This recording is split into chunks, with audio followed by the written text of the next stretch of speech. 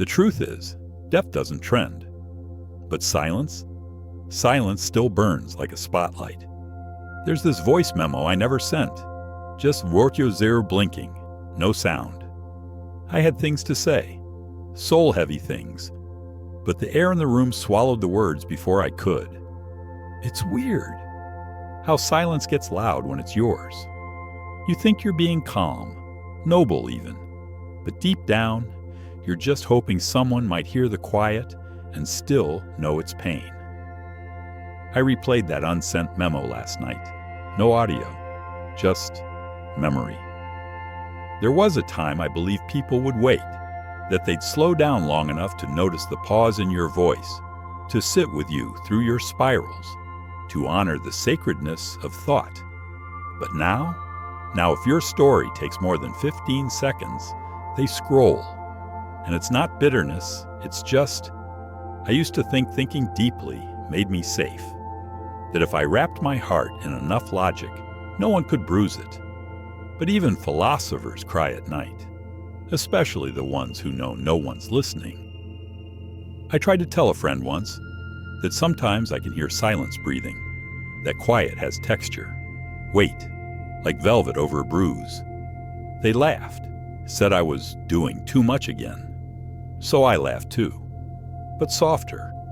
Because how do you explain to someone that your mind feels like an overfilled library with no one checking out books? I started texting less after that. Still typed, still thought. But now every sentence felt like performance art for people who didn't clap. Maybe that's when I stopped recording the memo. Not because I had nothing left to say, but because I knew it'd sit unheard. Again, there's a sacred language between old souls. You feel it in quiet glances. You hear it in breaths held before someone answers, as if they're weighing the cost of being honest. But the world rewards speed, quick cuts, loud opinions, viral rage. If your truth needs time to unfold, you become background noise. I used to wonder if it was my fault. Maybe I was too wordy, too soft, too slow. So I tried main character energy once. Posted something sharp, quick, punchy. It got likes, but it didn't sound like me. It echoed in the wrong parts of the room. I started writing my thoughts in a notepad instead.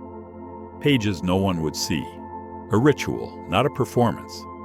But even that began to ache, because expression wants to be witnessed, not for validation, but for resonance. Because what's a song if no one hears the last note? Last week, I saw someone post, "Deep people are exhausting." And it wasn't even malicious, just casual. Like being emotionally layered was a flaw.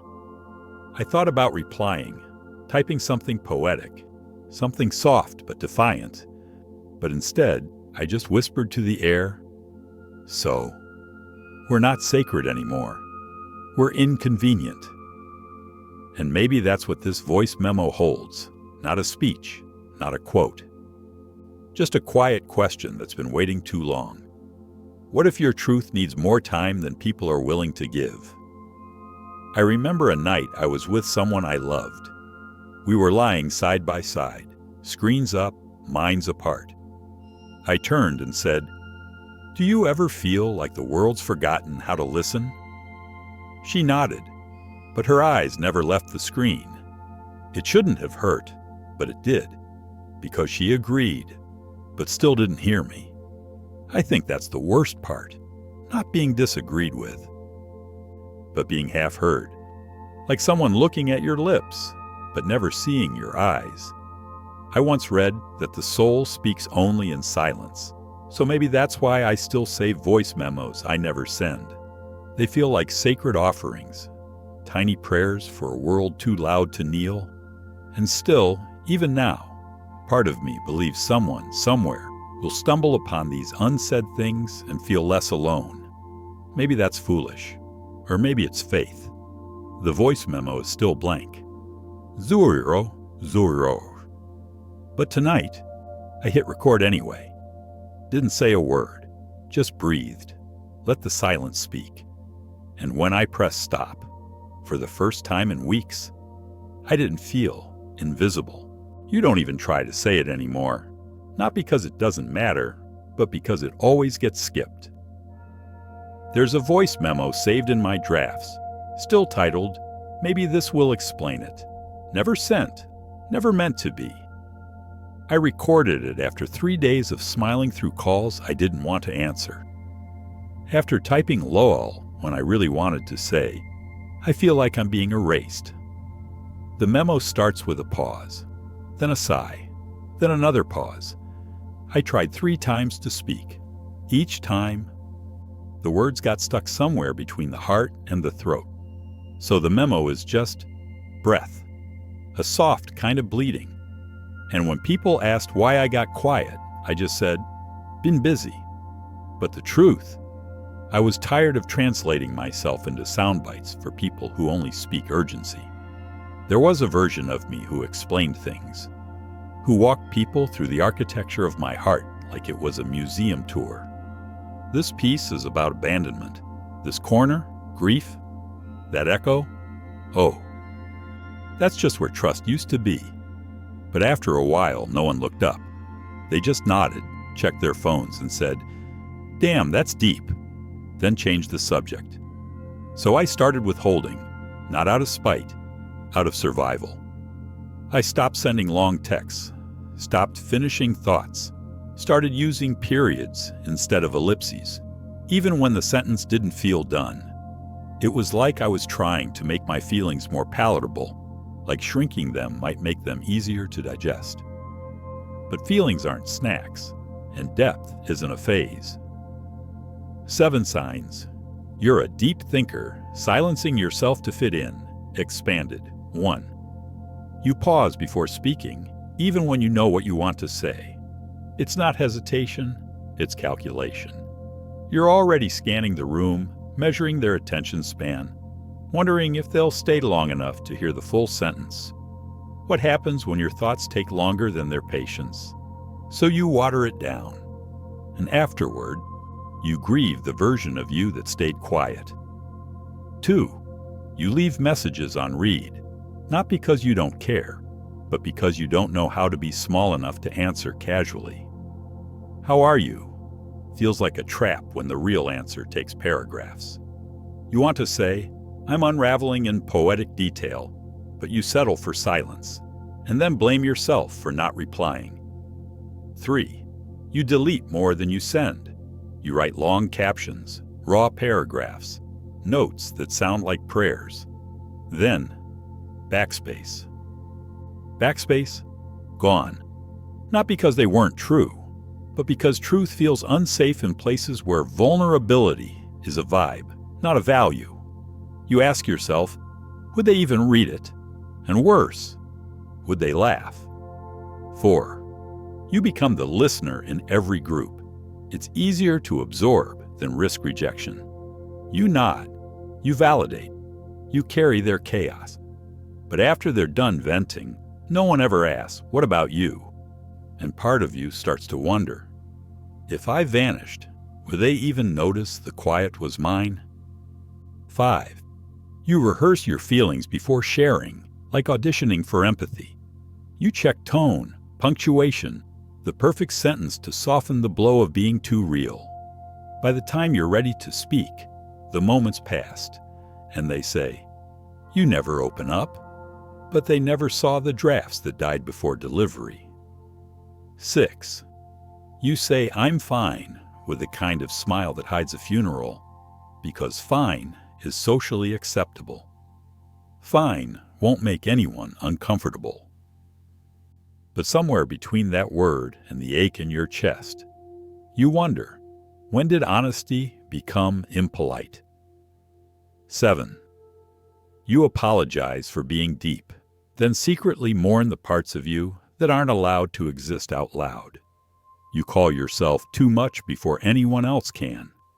You laugh about being a walking overthinker, but in private, you grieve the truth. You weren't too much. They were just too shallow to hold you. So why do you still try to fit in? It's not silence. It's self-erasure. A quiet rewriting of yourself until you fit their comfort zones. But how many edits can a soul endure before the original voice disappears? It's weird. You can feel like a burden even when you haven't said a word. That's what emotional erosion is. Not a breakdown, but a soft, constant dissolving. Like rain on a stone. Like backspaces on a diary entry. Sometimes I'll pick up my phone. Hover over their name. Think about saying, "Hey, I miss who I used to be when I was around you." But I don't. Because how do you explain that your silence isn't anger? It's exhaustion. I'm not withdrawing. I'm bleeding in a language no one waits to hear. That voice memo? I listened to it again last night. It's still just silence and sighs. But somehow, it speaks louder than any caption I've posted. And maybe that's the ache of being thoughtful. Your truth takes longer to say than people are willing to listen. Still, there's something strangely holy about holding your truth. Even when no one's reaching for it. Like a letter written in a bottle, you don't throw it to be found. You throw it because it's real. And you're still here. So if you've ever felt like you're too much for small talk, but not enough for loud rooms, please know, you're not withdrawing, you're waiting to be received. And maybe that wait is your quiet rebellion. You were never too deep. The world just forgot how to swim. I lit a candle tonight. No photo, no caption, just me and the glow. It flickered like it remembered something I'd forgotten. That light doesn't need applause to be real. For years, I tried to translate my depth into digestible pieces, wrote it into captions, spoke it with a nervous smile, waited for someone to nod and say, "I get it." But understanding never came the way I wanted. Now, I think maybe it never had to. There's a peace that comes when you stop trying to make your soul sound prettier than it is. When you sit with your thoughts like old friends, some sharp, some soft, all sacred. It took me years to realize expression isn't always about being received.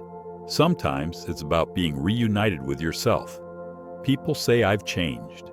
They say I'm quieter, but it's not silence. It's sovereignty. I no longer need to turn my pain into performance just to feel seen. The voice memo still lives in my phone. Still unsent. But now it feels less like a wound and more like a vow.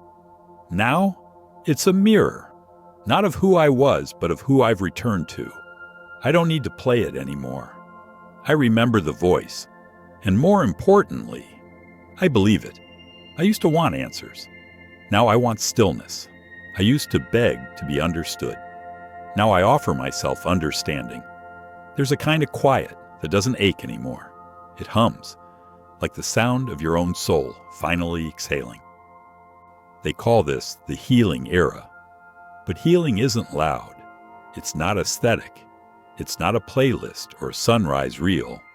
It's lighting a candle in a room no one enters and whispering, "I'm proud of how far you came," even if no one clapped. Sometimes I walk past mirrors and actually smile, not because I love every part, but because I see me again, unmuted, unperformed, still thinking too much, still feeling too deeply, and somehow, still here, still muted. But I don't check it as often anymore. Not out of anger, but because I've stopped tying my worth to who forgets to tag me. Some goodbyes don't need to be spoken. They just dissolve like a mist you once walked through. You leave. But this time, you leave yourself with you. I told a friend, I'm in my peaceful era. Then spilled coffee, cried in the shower, and watched 3 hours of healing TikToks. Still, that night, I lit the candle, and somehow that counted as grace. You were never asking for too much. You were just asking it from people who couldn't hear prayers spoken in silence. If you're still thinking deeply, still carrying questions no one waits long enough to hear, I want you to know you are not broken. You are just tuned to a frequency this world hasn't remembered yet. And maybe your depth isn't a flaw. It's a form of time travel. You're remembering truths we've all forgotten. So here's the softest ending I can offer. Light the candle anyway. Write the words even if no one reads. Speak the thought even if no one replies. Let your truth change you. That's enough. That's always been enough. I didn't send the memo, but tonight I whispered it to the flame, and it flickered like it understood. What if being unread is how your soul stays whole? There's a voice memo on my phone, titled, "Not for them." It's just my voice, quiet, unpolished, raw. I recorded it on a night the loneliness cracked louder than usual. Didn't send it, didn't plan to. And yet, I listen to it sometimes. Not because I need answers, but because I need reminders. That some truths are not for performance, they're for presence. It starts with a long silence, just breath and the soft hum of the room. Then, me, whispering. I don't want to make this poetic. I just want it to be real. I spoke like I was praying, like the phone wasn't a device but a sanctuary. Because sometimes the only way to say something sacred is to say it without needing it to be heard. We're told expression must always be witnessed, that if a tree falls and no one posts about it, did it even make a sound? But I think some trees fall so the soil can hold them, so something deeper than applause can catch their weight. The older I get, the more I believe not everything deserves an audience. Some feelings were born for the quiet. Some wounds speak a language that only solitude understands. I used to share everything, wrote captions like confessions, spilled my soul in threads and voice notes, because I thought vulnerability was only real if it was visible. But then came the ache, the recoil of being misread, the loneliness of being seen incompletely. So I pulled back, not out of fear, but out of reverence. My silence wasn't surrender. It was sacred architecture, a place where my soul could unclench without worrying who misunderstood the shape of its grief. The memo became a temple. Some nights I light a candle, put on headphones, and just listen to the unsent words, to the shaky breath between thoughts, to the way my own voice cracks when I say, I miss people who never even knew the real me. It's not performance, it's presence, and that is holy. We live in a culture of reaction. Say something, wait for likes, post it, wait for views. But what happens when your truth doesn't trend? Does it still matter? I think so, because I've learned the truest things I've ever said weren't followed by applause. They were followed by stillness, and stillness, when it feels safe, is sacred. You are not invisible just because they don't see you. You are sacred because you chose stillness in a world addicted to noise. There's a calm that comes when you stop offering your soul as content. When you stop turning your grief into digestible captions. When you let your voice be yours. Not a commodity, not a performance, not a brand. The unsent memo isn't a failure. It's a sanctuary, a place I go to remind myself that my truth is real, even when no one hears it. I scroll past my drafts, past the polished takes, past the voice notes labeled to post, until I find it, not for them. I tap play, no intro, no structure. Just this line. I'm tired of being deep for people who only skim, and I sit with it, not as content, but as company. Maybe that's what healing sounds like now. Not a breakthrough, not a caption, but a quiet room where your soul no longer begs to be translated. A room where truth doesn't echo. It settles, like dust, like prayer, like peace. I'm still recording voice memos, still writing truths, still unraveling out loud. But now, I don't always hit send. Not because I'm hiding, but because I'm honoring. You send less now, but not because you have less to say. The drafts folder in your phone is full. Half-written thoughts, unsent voice memos, truths with the volume turned down. You scroll through them like a museum of everything you almost said. And still, you smile in real life. Post what's safe. React when you should reply. People say you've become quieter. But really, you've just been editing yourself into something easier to love. You start calling it social fatigue. Start saying things like, I just needed to recharge. But what you really mean is, I got tired of making myself smaller just to fit into a space that never asked what I truly carry. You're not recharging, you're recoiling. And every time you hit delete instead of send, your soul gets rewritten a little smaller. 7 signs. You're a deep thinker, silencing yourself to fit an expanded version, with emotional insight, quiet questions, and the slow, unraveling truth. 1. You pause before speaking, even when the words are clear, because you've learned the weight of misreading a room. You can feel when someone's attention is already gone, so you edit before you even open your mouth. You wonder, if I always shrink my thoughts, will I forget how big they used to be? 2. You leave messages unread, not because you don't care, but because you do too much. The small talk feels sharp. The casual banter makes your heart feel uninvited. And you hate yourself for feeling like just talking isn't enough, so you say nothing. But inside, you're screaming for a different kind of conversation, one that doesn't require you to pretend this isn't aching. 3. You delete more than you send, not because your thoughts are wrong, but because you're already rehearsing how they might get misinterpreted. You think, if I say this, will they think I'm too intense, too poetic, too real? So instead, you close the app and carry the conversation alone. 4. You become the listener, not because you don't have things to share, but because silence feels safer than disappointment. You nod, you comfort, you mirror. You become the friend everyone vents to, because you don't interrupt. But when the call ends, you stare at the screen and whisper, would anyone ever ask what I'm carrying? 5. You rehearse your feelings in drafts, hoping one day they'll be safe enough to share. You record voice memos and never hit send. You write paragraphs that no one reads. You turn your truth into a note to self because the world didn't feel sacred enough to hold it.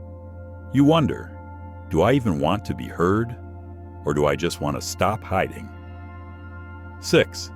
You smile in rooms where your silence is mistaken for peace. People say, you're so grounded. But inside, your thoughts are pacing like a storm trying not to rain. You've become a master of looking calm while slowly eroding. And when someone asks how you're doing, you say, I'm good, then grieve how easy that lie slid off your tongue. 7. You apologize for being too much before anyone says it, because you felt the recoil, heard the silence after saying something too deep, too raw, too true. So now you pre-shrink your soul, keep your dreams bite-sized, and tell jokes before truths. But late at night, you scroll through your old voice memos and ask, what happened to the version of me who spoke without flinching? You open your drafts. Scroll through titles like, Maybe This Matters. Too long, didn't send. Forget I said anything. One stands out. If I'm quiet, will they notice? You press play. Silence. Then a sigh. Then a faint broken laugh. You haven't quieted because you're healed. You've quieted because you've adapted, conditioned yourself into compatibility, learned the algorithm of attention and coded your soul into digestible bits. And every time you shrink a truth, you make peace with being misunderstood, but only on the outside. And yet, underneath all the edits, there's still you, still writing, still feeling, still hoping the next room won't flinch when you speak in full color. Because deep down, your voice was never too much. It was just meant for rooms that echo back. They say I'm quiet, but inside, I'm having full conversations with people who don't even notice I stopped showing up. I used to think depth was noble, that if I stayed still, reflective, poetic enough, someone would meet me there. But what happens when the world stops knocking at your door? When stillness starts to feel like disappearance? There's a group chat I'm in, muted. I scroll through the updates, plans made, jokes thrown, memories shared. My name never comes up. I react to a few messages with a heart, a laugh. No one replies. It's like waving through glass. And the worst part, I don't leave the chat, because that would mean admitting the silence wasn't sacred. It was neglect. I used to fill journals with big thoughts, wrote poems in margins, asked questions people didn't know how to answer. Now, I Google how to stop overthinking and close the tab halfway through, because maybe I'm not overthinking. Maybe I'm just under-listened to. Someone once told me, "You're too in your head." I smiled, but something in me shattered a little, because my head is the only place people actually wait for me to finish a thought. I call this the ghost phase, not because I vanished, but because I exist, just not enough to interrupt anything. I'm tagged in memories, not invitations. They say, "We thought of you," but only after everything's been decided. Isn't that how haunting works? You're felt, but never really present. Last week, someone said, "Miss your energy." It was meant as kindness, but I hadn't left. I'd been right there, just quieter, and somehow that quiet made me invisible. Like the volume of my personality determined my place in the room. I texted a friend, "Do you ever feel like people like the idea of you, but not the actual you?" They didn't reply, just sent a meme 3 hours later. I replied with LOL, but inside, I whispered, "I miss being known. If I don't post, do they forget I exist? If I stop replying, do they ever reach back? If I never speak again, will anyone say, 'Hey, it's too quiet without you'?" They tell me I'm hard to read, that I think too much, that I make things heavy. But maybe I'm not heavy. Maybe they're just not used to carrying anything that isn't surface level. I opened my phone and scrolled through the group chat again. One message stood out. "Let's meet at 8. Everyone's down." Everyone. I wasn't even asked. I was just background data. So I hovered over the chat settings, not to leave, just to mute it again. Because it hurts more to leave than to pretend the silence is a choice. Do you know what it feels like to be the last tab in someone's browser? To be open, technically there, but never looked at. That's what this loneliness is. It's not emptiness, it's being archived. Some days I wonder if I've made myself unreadable, if my silence became a performance. If I chose to be mysterious when all I really wanted was to be understood. I said I didn't need anyone, but I still check who viewed my story. No cap, I pray for a name that never shows up. I ghosted the group, but I'm the one haunted, and I know I'm not the only one. There are people out there, brilliant, poetic, deep, sitting in full rooms feeling like they're on mute, feeling like their thoughts require subtitles no one turns on. You weren't forgotten. You just speak in a frequency they stop tuning into, but the moon still listens, and the mirror still reflects. Tonight, I opened that group chat, typed a message, backspaced it, typed again, "Miss you guys," paused, deleted it, closed the app. And for the first time, I didn't feel dramatic. I felt real, like someone who was finally done begging to be noticed. Because maybe depth doesn't protect you. Maybe it just makes your loneliness harder to explain. But at least it's honest. At least it's mine.